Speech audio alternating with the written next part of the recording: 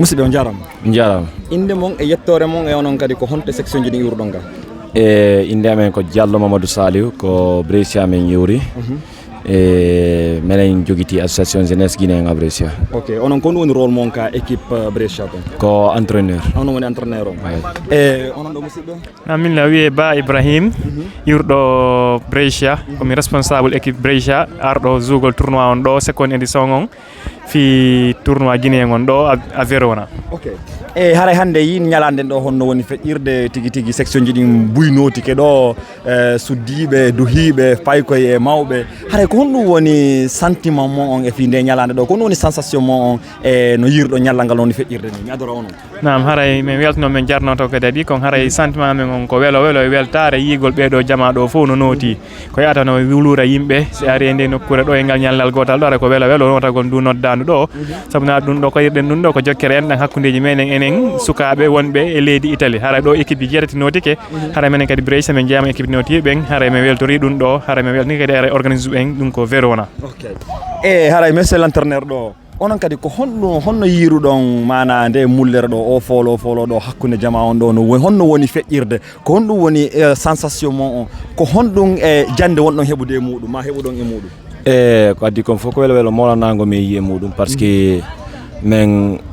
wona premier amen fois participe gol mais toujours ko woni ɓeydade kono arrange enen guinéen ɓe wonɓe ɗo en Italie ɓen kadi no wela men moƴƴa no andidira e nouveau ɓe woɓɓe goo mais waway kadi en souvent e wawgol nawrugol enen guinéen o wonɓe Italie ɗo ɓen yeeso na ko men sikkuno ko wana équipe jiɗi men yi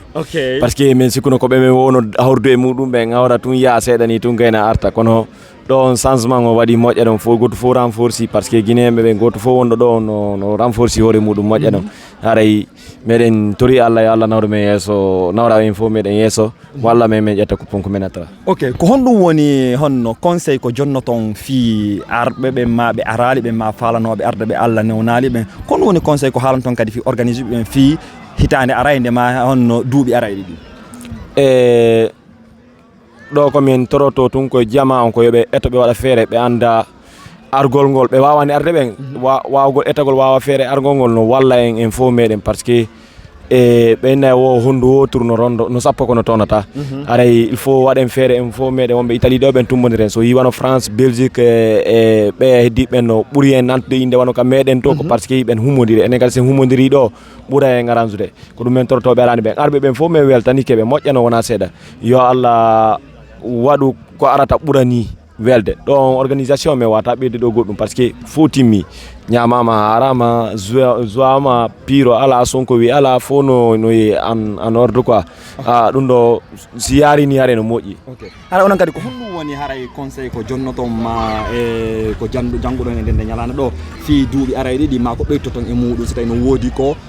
falja ko tamƴiɗo wawete ɓurtude moƴƴintinede. Naam haray ko min kon tun aranum haray ko welo welo ɗo on ɗum ɗo min innata no wodi ko manki sabu naade haray organise ɓe waɗi pique ɗin fof équipe ɗin kadi notike ɗum ɗon kadi haray ko no fotini noddanu ɗum par ce que sa noddi équipe ji woɓɓe iwri ɗo 200 km ari notike haray hunde ɗo holli ko yiɗugol wontudugol hunde wotere haray ɗum ɗo ɗen welno équipe ji notiɗi ɗin fof ɗe welno kadi organise ɓen sabu naade wona hunde fande woni koɓe waɗi ɗo haray noon ɗen andi kadi ɗum ɗo ko deuxiéme édition onni hari waɗino kadi e saare gono wiye Brescia 2022 haray ɗo kadi ko seedintinni haray hani hiɗe wontide ndumuradu ɗo hiɗen satini kadi ɓeydagol ɓuuri ni haray en heeɓi kadi équipe ƴettamɓe en section ƴettamɓe ɗum ko e Bergamo 2024 on inchallah koko mabɓe haray ko wiyete jamayi ɗin ko wakkilo noto sabu naade sen fottiɗo e ɓeɗen andirgol joueur ballon ɓen anindira e joueur ɓe goo e tawata kadi haray ko responsable ken kadi équipe jigo ken kadi wawa andirde haray ko hunde nde tawata ko walla nden fiye wowtodir andidiren suusidiren wawi kadi jokkude culture men sabu en waɗira ɗum ɗo fi joddima ɗum fi goɗɗum kono haray ko waɗirɗen ko fi woni en andidiri haray min inna bi ɗum ɗo waɗa haray tigui tigui guinéen ɓe mbuyi andidiri e nder Italie ɗo haray ɗum ɗon kadi ko hunde nde tawata no weltini men moƴƴa no weltini kadi kala section arɗo hande aray awaɓe inni wo ko Bergamo 2024 ko noon wiɗon ka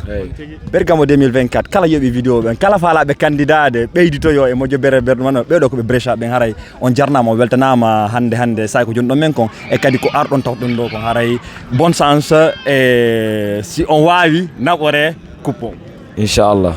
inchallah mi wonde anni o hikka inchallah mi ekkata ko men ko semi-final ji haray inchallah dan kelkerde tan haray o wawi wadde vidéo go holloɓe min ƴetti coupon inchallah a waray ko sa sayi aroji haray mi holli on ko homɓe gagné coupon ɗo haray albarka moɗon on jarama